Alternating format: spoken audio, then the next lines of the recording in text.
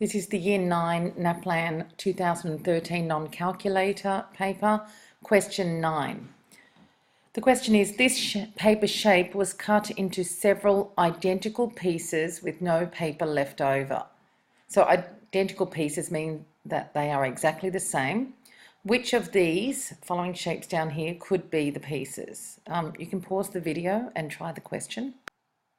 Now, you might like to try the triangle first, because we can see that you could fit a triangle in that shape there in that corner, and you could fit another triangle over here. I'm just going to move those triangles in so we can fit a triangle there, and we can fit a triangle in this top left hand corner, and we've got another space in here which is a square. Now remember, a square could be made up of two triangles, so I'm going to put another two triangles there, and I'm going to put this other triangle here. So far we've got 4 triangles in this top space. Now notice that I just filled in this square shape here with 2 triangles, which means I can fill in these shapes. I should have 3 squares down there, so 2 triangles in there, 2 triangles in this square here, and 2 triangles will fit in that square there. So therefore the shape that we could use would be this triangle here, and then you'd have no paper left over. So several identical pieces with no paper left over would be putting the triangle in. Just a quick reason why some of these other shapes wouldn't work. If we use the square, it would not fit into the corners up here, so that wouldn't be possible. If we used this shape, this other shape that is actually the same shape as that shape there above, you're supposed to have several pieces. If you put that shape in, I think you wouldn't be able to, you would have gaps. Because this is smaller, you would have gaps in this shape if you put a lot of them together. So the triangle does seem to be the best shape that fits. This is question 10 now from the 2013 non-calculator paper. Finn put some flour on his kitchen scales, and the picture shows part of the dial. How many grams of flour did Finn put on the scales? I'll pause the video so you can try the question. Okay, now we can see that we've got 200 grams here where this large line is, and over here we've got 400 grams where this line that's sticking out is. So halfway between 200 and 400 would be 300 grams. So I'm going to put that in there. So that big white line there is 300 grams. Now we can do a similar thing again. We've got 200 grams here where I'm pointing, and 300 grams there. So exactly halfway between 200 and 300 would be this bit here, and that would be 250 grams. So we've got 250 grams right there. So the arrow is actually pointing to the line that is halfway between 250 and 300. Now the difference between 250 and 300 is 50 grams. So half of 50 would be 25 grams. So the line in between would be 275 grams. So the answer is 275. Now for question 11 in the 2013 non-calculator paper, you're asked to evaluate 3 to the power of 4 minus 3 squared. You can pause the video and try the question. Now, first looking at 3 to the power of 4, this 3 to the power of 4 means 3 times 3 times 3 times 3. Now, if instead of doing 3 times 3 is 9, and then doing 9 times 3 is 27, and then trying to work out what 27 times 3 is, you can actually do this another way. Because when you multiply numbers together, you can actually multiply this 3 by that 3. So these 3's in red you can multiply first. So 3 times 3 is 9. And you can see this black time symbol in there, so I'll just put that over there as well. And looking at these blue 3's, this 3 times 3 is also 9. So what we're really doing is 9 times 9. Okay, so the red 3's multiply to give 9, and the blue 3's multiply to give 9. So doing 3 times 3 times 3 times 3 is the same as doing 9 times 9, which we know from our times tables is 81. So 3 to the power of 4 is 81. Then we can look at 3 squared. Now, this expression here. So 3 squared means 3 times 3, which is 9. So to answer our question, 3 to the power of 4 minus 3 squared will be 81 minus 9, which is 72. Now for question 12 of the 2013 non-calculator paper. This square has side length L. So notice that this side length is L. Which of these expressions could not be used for the perimeter of the square? You can pause the video and try the question.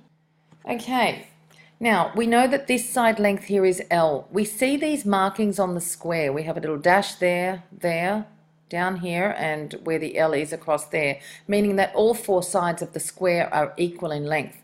That means that this side is L, so is the top, so is the left-hand side, that's also L, and this bottom side is also L. So I've just marked these sides all here with an L.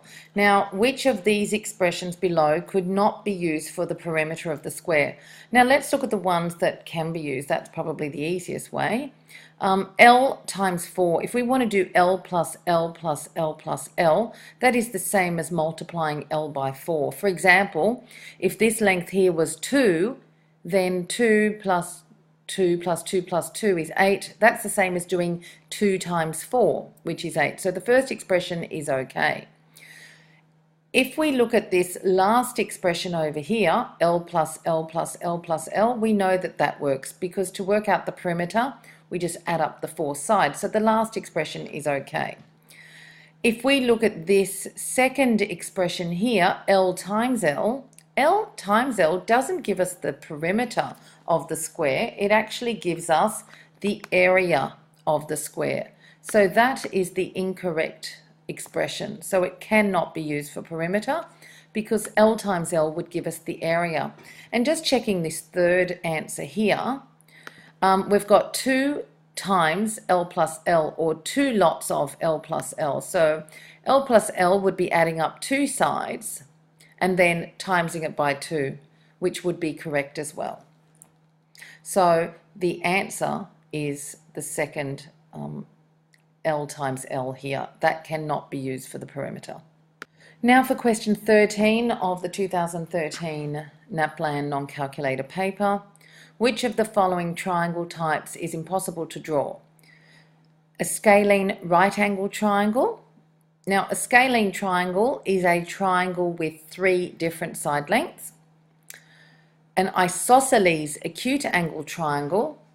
An isosceles triangle has 2 equal sides, and acute angled triangle means that all the angles in the triangle are acute angle. If you come back up to here, this scalene right angle triangle, this scalene right angle triangle has to have 1 right angle in it.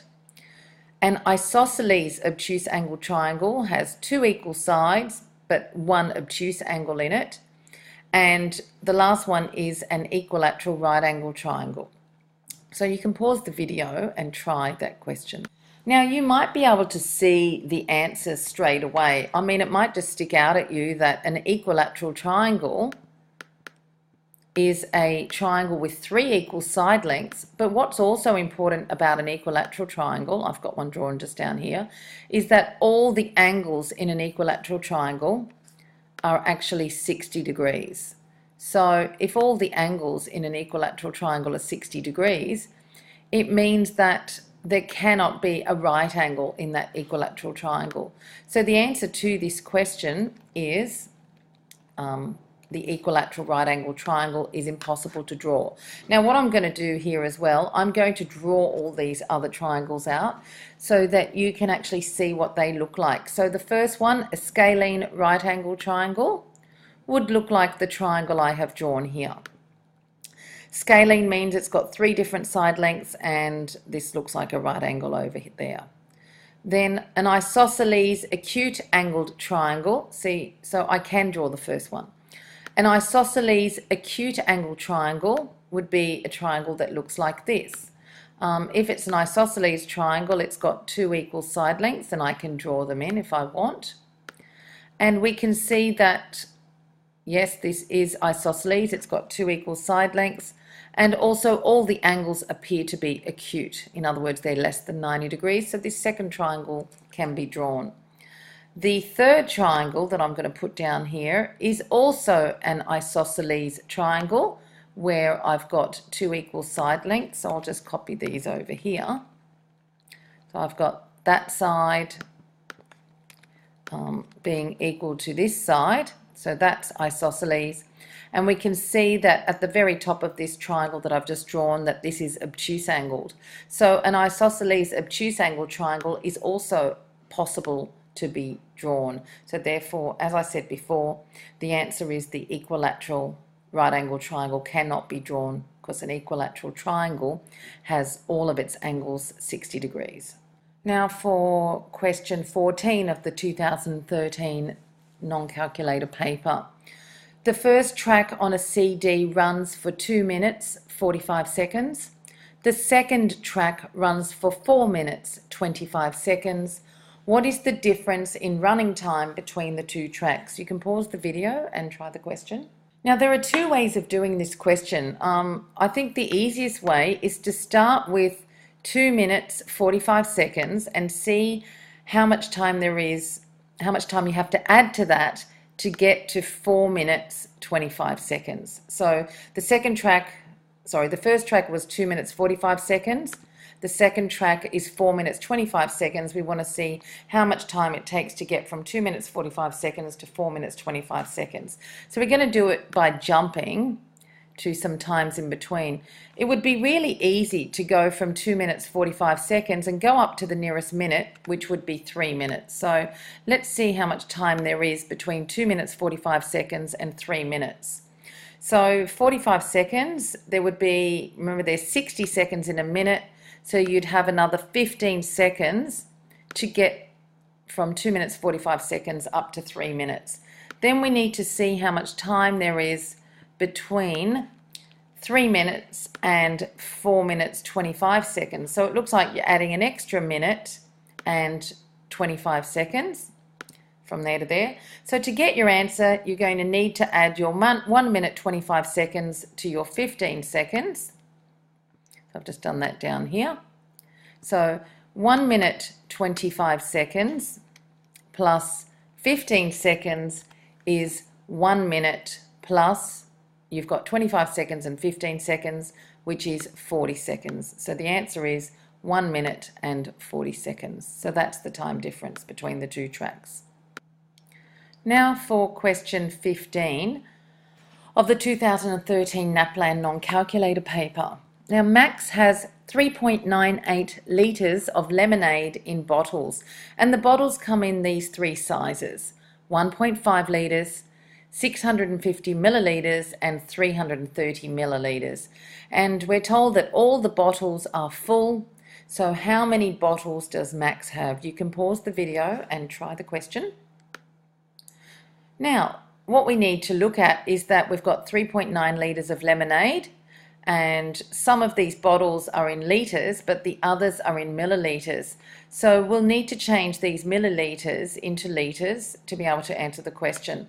But what we're going to do first, we're going to see if we take the 1.5 litre bottle and have 2 of those bottles, so the 1.5 litre bottle times 2 would give us 3 litres, so that's 2 bottles so far.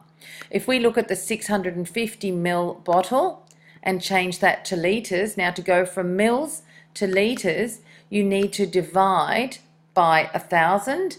So 650 divided by 1,000 is 0.65 litres, so that's another bottle. Going to do the same thing with the 330 mils. To go from mils to litres, you need to divide by 1,000. So 330 divided by 1,000 is 0.33 litres. And so we can see if we add up 3 litres, the 3 litres there, plus the 0.65 plus the 0.33, we have 3.98 litres. So the answer is 4 bottles. So we can shade that bubble in.